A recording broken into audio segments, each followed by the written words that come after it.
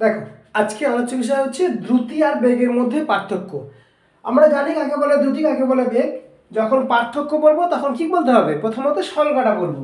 কি বলবো? যে সচল বস্তু একক সময়ে যে দূরত্ব অতিক্রম করে তাকে বলা হয় দ্রুতি। অর্থাৎ দ্রুতি সমান কি লিখতে পারি? দ্রুতি সমান লিখতে পারি দূরত্ব বাই সময়। দ্রুতি সমান লিখতে পারি দূরত্ব বাই সময়।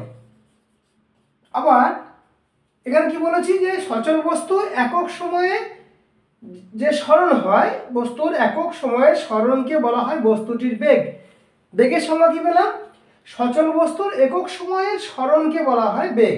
অর্থাৎ বেগ সমান লিখতে পারি সরণ বাই সময়। ঠিক আছে, এবারে দ্বিতীয় কি লিখবো?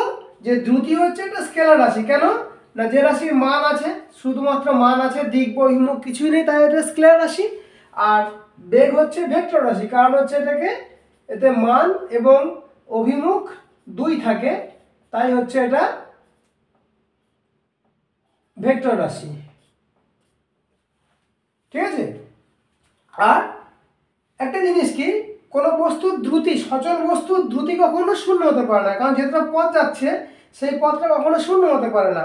কিন্তু সচল বস্তুর বেগ শূন্য হতে পারে। কেন বলছি? বেগ হচ্ছে সরণ বাই সময়। ধরো এখান থেকে শুরু করে এই পর্যন্ত আসলো, তাহলে সরণ তো জিরো হয়ে গেল, জিরো বাই টাইম মানে হচ্ছে জিরো আসতে পারে।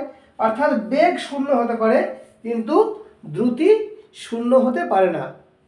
ঠিক আছে, তো এই হচ্ছে দ্রুতি আর বেগের মধ্যে পার্থক্য।